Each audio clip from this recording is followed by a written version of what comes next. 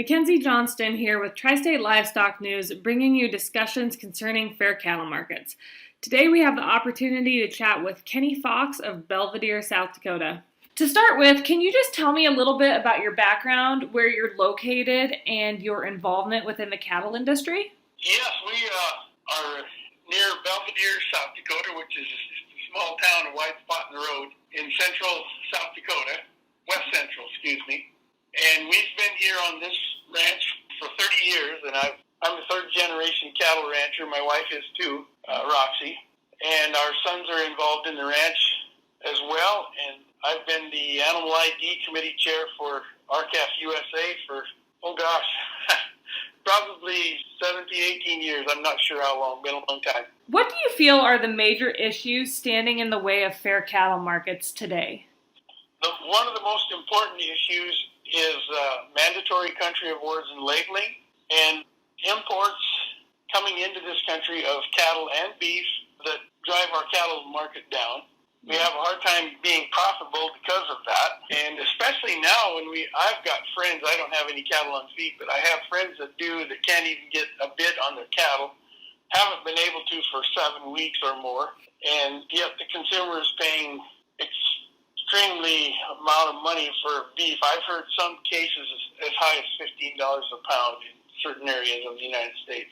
The other thing, too, would be this concentration of our meat packing industry. We have 4 packers that control 85%. We need more competition in the industry. There's plenty of money to be made on the packing side, it looks like to me, especially right now. Do you feel there are other ways to bring competition back into our cattle markets besides MCOOL? Oh, yes, I believe limiting imports of meat and cattle coming in, because they call it U.S. supply, and then they say we have a huge supply of meat in here, so therefore they don't have to pay a good price for it. They use the old adage of supply and demand. Well, if we were just running on U.S. beef, I understand that we need some imports, but we don't need to flood the market. They do the same thing to the grain markets, too. There were some senators here in the past couple weeks that introduced a resolution to support mandatory country of origin labeling. Do you feel that there is any chance in the near future that MCOOL will be reinstated? Well, I'm hopeful that it will. We do have a petition out there, Demand U.S. Beef, and the last time I checked, it was nearly 400,000 signatures. When that was started, the goal was to reach 100,000 signatures in 30 days, and in about 3-4 days, they had the 100,000. It continues. We just left it open, and there has been a tremendous amount of support, not only just producers, but consumers, too, because we're both being gouged at either end of the spectrum. I'm sure as you heard, President Trump made the statement that he would like to terminate trade deals where we import cattle into America. Do you think there's any chance that those words will actually come to fruition?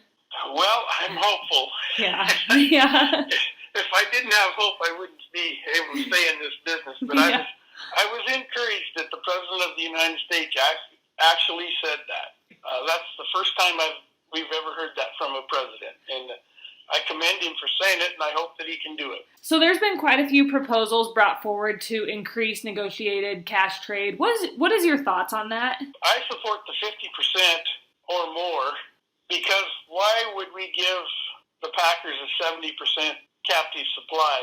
Really, I think they should make them buy all their cattle in the open market. As producers, cow-calf producers and yearling operators, we sell our cattle in an open market all through the auction barns, and everyone knows what's going on, what the price is, and it's all out there for you to look at. Buy them on the internet too that way. And I just feel that for people to negotiate a deal behind the scenes, no one knows for sure what the market is, and it makes things look very suspicious, and that's how the market can be manipulated. They've already done that in the hog industry.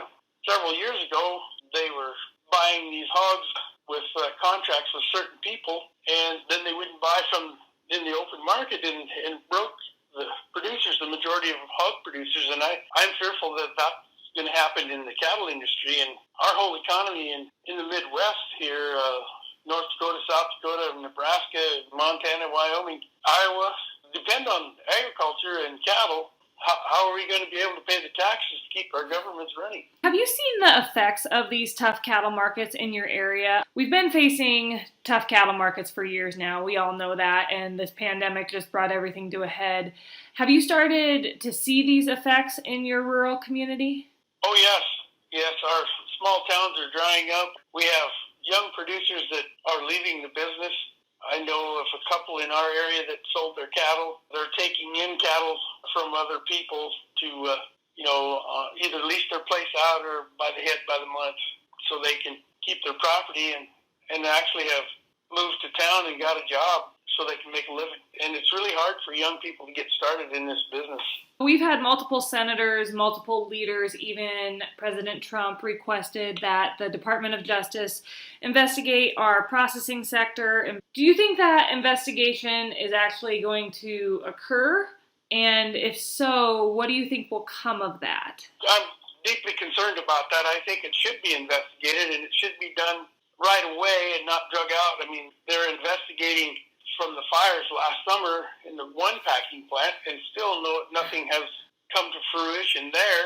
It looks to me like it's so obvious that it shouldn't be that hard to figure out. But when consumers are being gouged at the meat counter and the producers are being gouged at the production end of it, it doesn't take a genius to figure that out. If we aren't able to get substantial change within our cattle industry, get some changes within our cattle markets, do you feel that the cattle industry is headed for vertical integration here in the near future? I really do. If we can't get these things resolved, that's what it's going to be.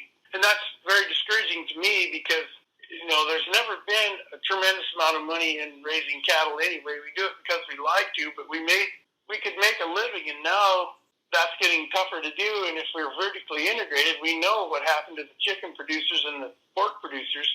There's absolutely no money in it, and all the liability is on the producer. We've been dealing with tough cattle markets for years now, and we saw packer consolidation was occurring. Basically, we saw the storm brewing off on the horizon.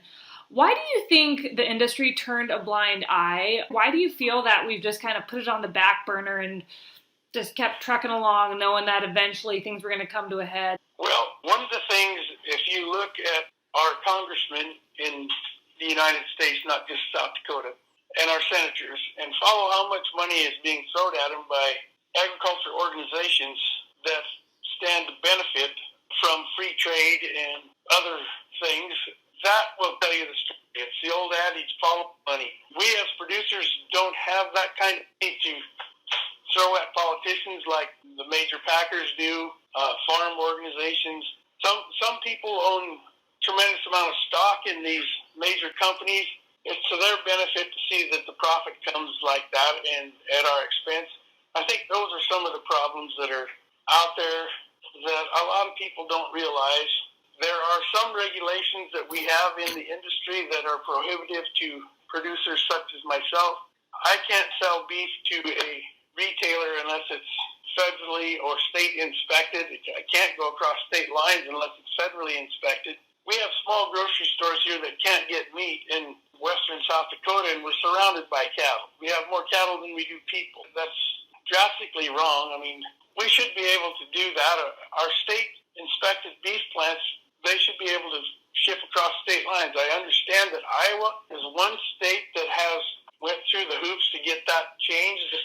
There's some other states that's passed laws that they can. I think our custom slaughter plants could help alleviate a lot of problems with meat on the local level. The South Dakota Livestock Auction Marketing Association recently brought forward action to work on a checkoff referendum. What are your thoughts on the beef checkoff? Well, I've never been in favor of the beef checkoff because of what happens. When you get that much money in one place, there's always ways that people figure out how to change regulations so that it's not effective for the people who are paying for it. We don't see Ford and Chevy automakers paying a steel checkoff for U.S. Steel, or vice versa. U.S. Steel's not paying an automobile checkoff either.